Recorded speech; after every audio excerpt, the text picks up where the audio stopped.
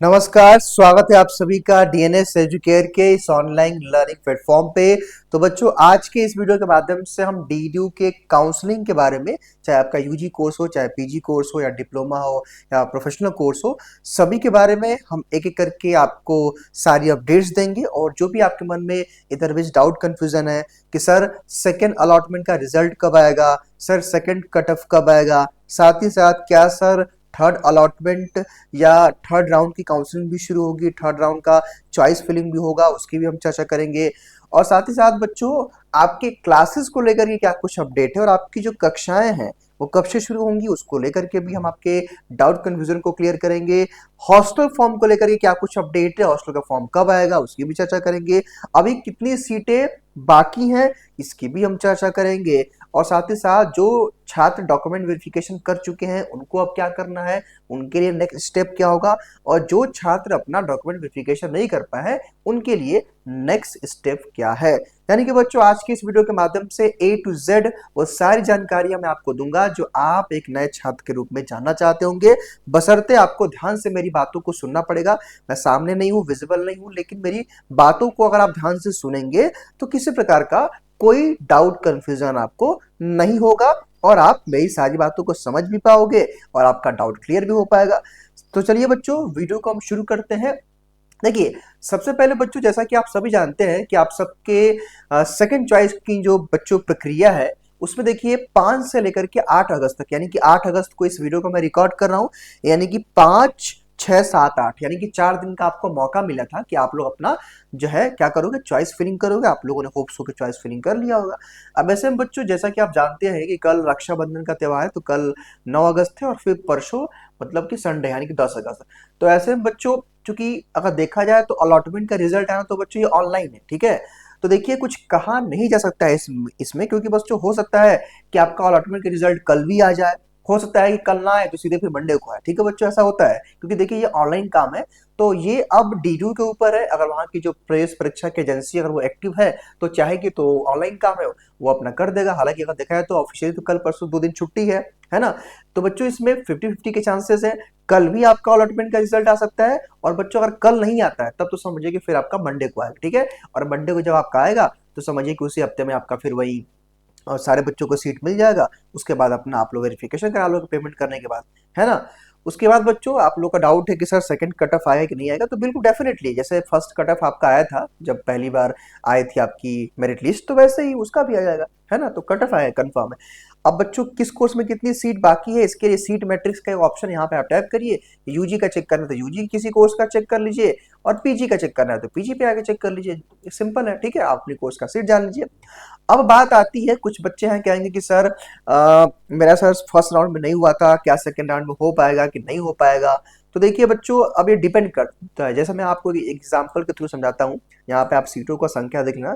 जैसे मैं एलएलबी का दिखाता हूँ, सपोज यहाँ मैं व्यू एलएलबी पे आता हूँ, तब आप खुद देखिए कि इसमें वीकेंड सीट मतलब जो खाली काफी कम है। देखिए यहाँ पे कितनी सीटें बची हुई हैं, मात्र 21 सीट बचा हुआ है, जिसमें 7 जनरल कैटेगरी का है, ईडब्ल्यूएस का 1 सीट है, ओबीसी का 6 सीट है, एससी का 6 सीट है और एसटी का 1 सीट है। तो वैसे ही बच्चों डिपेंड करता है कि भाई कितनी किस कोर्स में कितनी सीटें बाकी हैं, उसी के अकॉर्डिंग तो आप लोग का अलॉटमेंट होगा ना। तो कहीं ना कहीं बच्चों आपको वेट ही करना पड़ेगा, तभी कंफर्म हो पाएगा भाई, ठीक है, कि आपका एडमिशन होगा कि नहीं होगा, ये वेट करना पड़ेगा। रही बात थर्ड राउंड का, सर चॉइस फिलिंग होगा कि नहीं होगा, तो देखिए बच्चों, ये भी डिपेंड करता है कि क्या सेकेंड राउंड में सीटें भर जाती हैं नहीं भरती हैं। अगर सेकेंड राउंड में सीटें नहीं भरेंगी तो थर्ड राउंड आएगा, अदरवाइज नहीं आएगा। अब हम आते हैं आपके मोस्ट इंपॉर्टेंट टॉपिक, जो कि आपका है हॉस्टल, कि सर हॉस्टल का फॉर्म कब आएगा, सर हॉस्टल अलॉटमेंट कब होगा। तो बच्चों देखो, इस चीज को बताने से पहले मैं एक चीज और कहना चाहता हूँ कि अगर आप चैनल पर नए हो तो चैनल को तो पहले आप सब्सक्राइब कर लो, क्योंकि अब मैं आपको जो अपडेट दूंगा वो आपके क्लासेस को लेकर के आने वाली वीडियोस में, कब किसकी क्लास शुरू हो रही है वो मैं आपको अपडेट करता रहूंगा, और हॉस्टल वगैरह जब भी शुरू होगा वो मैं बताऊंगा। तो ऐसे में बच्चों देखिए, हॉस्टल का फॉर्म क्या होता है कि जैसे ही मान लीजिए कि आपका एडमिशन प्रोसेस कंप्लीट होगा, प्रोसेस का मतलब मान लीजिए कि अगले हफ्ते, अगले अगले हफ्ते तक तो मोस्टली सारे कोर्स के एडमिशन हो जाएंगे। तो बच्चों, जैसे ही आपका एडमिशन होता है ना कंफर्म, मतलब मैक्सिमम बच्चों जब 90% सीटें भर जाती हैं, तो बच्चों आपका ना हॉस्टल का यहीं पे एक ऑप्शन आ जाएगा ना कि अप्लाई फॉर हॉस्टल कुछ करके यहीं पे एक ऑप्शन आएगा। तो वहीं बच्चों आपको ऑनलाइन हॉस्टल का फॉर्म भरना पड़ता है, जैसे आपने ऑनलाइन काउंसलिंग किया था ना, वैसे हॉस्टल का फॉर्म भरोगे, फिर अलॉटमेंट का उसका भी रिजल्ट आएगा। तो आपका भी अलॉट अगर हॉस्टल होगा तो हो जाएगा, तो कहने का मतलब ये बच्चों कि मैं एक वीडियो आप लोगों के लिए डिटेल वीडियो में लेके आना चाहता हूँ हॉस्टल को लेकर के। तो एक काम करिएगा अभी के लिए आप लोग कि आप लोग हॉस्टल के बारे में क्या-क्या जानना चाहते हो, आपके मन में क्या डाउट है फीस को लेकर के, सुविधाओं को लेकर के। मतलब कहने का मतलब ये है कि जो भी आपको जानना है, आप कमेंट बॉक्स में डिटेल में लिखिएगा, ताकि अगले वीडियो में जब हम हॉस्टल के वीडियो को लेके आएँ, मतलब अगला वीडियो, तो उसमें हम आपके सारे प्रश्नों का उत्तर दे पाएँ। क्योंकि जब आप लोग बताओगे भाई कि आपके अंदर क्या डाउट कन्फ्यूज़न है, तभी तो मुझे मालूम चलेगा और तभी तो मैं आप लोगों के लिए बेहतर वीडियो लेके आ पाऊँगा। तो आप कमेंट बॉक्स में लिखिए कि आप हॉस्टल के बारे में क्या जानना चाहते हो। साथ ही साथ बच्चों एक और आप काम कर सकते हो इस समय कि जब आप हमारे इस चैनल पे आओगे तो यहाँ पे देखो एक पोस्ट का सेक्शन बना हुआ है। जब आप पोस्ट पे टाइप करते हो तो देखो यहाँ पे एलयू का हमने हॉस्टल का रिव्यू लिया हुआ छात्रों से, और यहाँ पे डीयू का भी हॉस्टल का एक रिव्यू है। तब तक आप इस वीडियो को देख लीजिए और जो भी डाउट होगा आप हमको इस वीडियो के कमेंट बॉक्स में बता दीजिएगा। ठीक है, चलो हॉस्टल को लेकर डाउट कन्फ्यूजन क्लियर हो गया। अब बात आता है कि सर मेरा डॉक्यूमेंट वेरिफिकेशन हो गया तो अब हमको क्या करना है।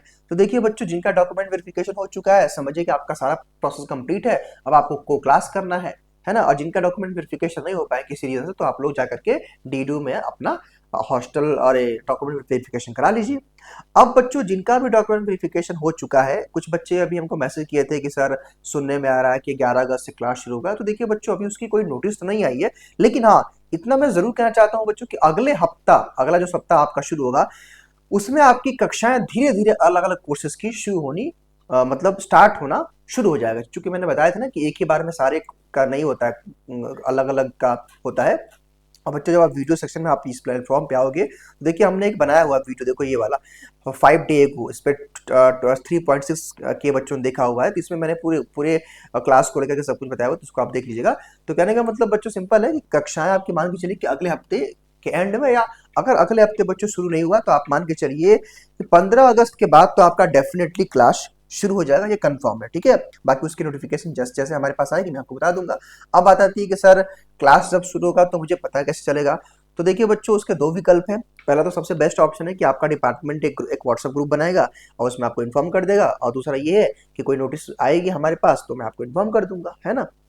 चलिए, अब बात आती है कि सर जो है, सर एनसीसी का फॉर्म कब आता है, एनएसएस का फॉर्म कब आता है, सर आईडी कार्ड कैसे बनेगा, वेरिफिकेशन कार्ड कैसे बनेगा।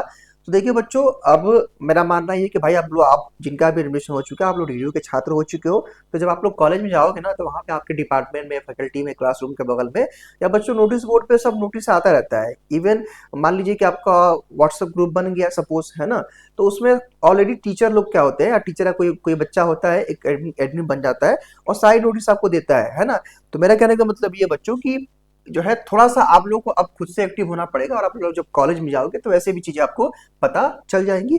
तो एडमिशन प्रोसेस बच्चों जैसे कंप्लीट होता है तो आपका आईडी कार्ड बनता है, लाइब्रेरी कार्ड बनता है, एनसीसी का फॉर्म आता है, एनएसएस का फॉर्म आता है, तो सब कुछ बच्चों होता रहता है। ये चीज समझिए कि आपके एडमिशन के बाद होता है। और मुझे लगता है कि बच्चों इसके लिए परेशान होने की आपको आवश्यकता नहीं है, क्योंकि जब आप लोग कॉलेज में पहुंच जाओगे तो आपको भी चीजें पता चलती रहेंगी वहां पे डिपार्टमेंट में, कॉलेज में, टीचर के द्वारा, प्रोफेसर के द्वारा, डिपार्टमेंट में जाकर पता कर लोगे, है ना। तो बस बच्चों, मुझे इतना कहना था आप लोगों से। मैंने एक एक करके आपके सभी प्रश्नों का उत्तर दे दिया भाई। बाकी अब बच्चों एडमिशन होगा कि नहीं होगा आपका, ये अब तय होगा 2-4 दिनों में। उसको आप जब सेकंड चॉइस का रिजल्ट आएगा तो मैं आपको वीडियो के माध्यम से बता दूंगा। सो बच्चों, wish you all the very best आप सभी लोग को। और भी मन में कोई डाउट कंफ्यूजन होगा तो कमेंट बॉक्स में बताइएगा, हम अगले वीडियो में इसकी चर्चा करेंगे। Thank you so much.